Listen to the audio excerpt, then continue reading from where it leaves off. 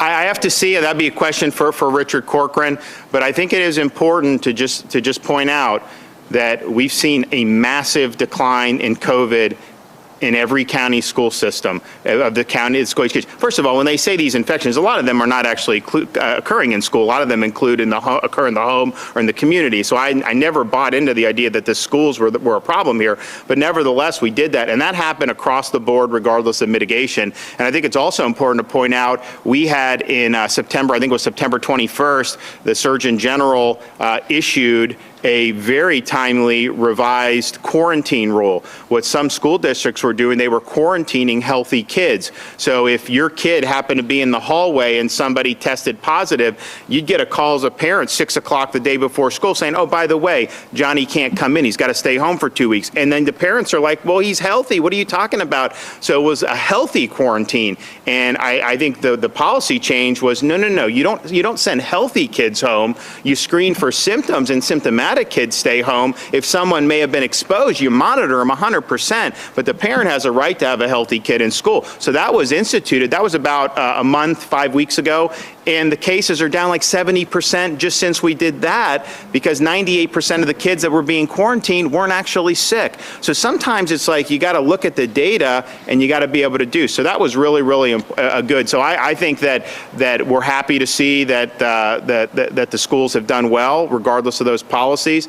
But we do need to get to the point, and we will with this special session, we'll address any of this recalcitrance. That will be addressed. You know, when they did the Parents' Bill of Rights, it was a good piece of legislation, but they didn't write it contemplating that you'd have some of these local politicians just thumb their nose at the law. So some of the sanctions with taking their salary that the Department of Education did, I mean, that's good, but that is not ultimately, I think, swift enough. And so now it's going to be very clear, you know, here are the parents' prerogatives, and I think that'll make everything a lot better. Governor, will you be tackling the schools in the special session? Will you be looking at including that or adjusting? The call includes fortifying the Parents' Bill of Rights, and so that will address making sure parents have the right with respect to any type of medical decisions, including wearing a mask, but then also making sure that parents have a right to not have their healthy child quarantined in accordance with the Florida DOH rule. I don't know that there are very many districts who are not following that. It's interesting, you know, anytime we roll something out, you get the typical people in the cheap seats are going to obviously just say the opposite. But even in districts which, you know, have been very, very stringent on some of even they acknowledged, because the parents, this was just, it needed to change. And I think the parents were very relieved. And I've talked to some of the state legislators who said that was the #1 issue that they were fielding calls on, when parents would have a healthy kid quarantined, even though they weren't actually infected. And so there was, some people say, well, just make them pass a test to stay. No, they have a right as a healthy kid to be in and look at the symptoms and then do from there. So that was a really good thing. We just want to make sure that every parent has that honored, and you don't have 1 or 2 districts that decide, you know, that they want to do some mass quarantining. I can tell you this.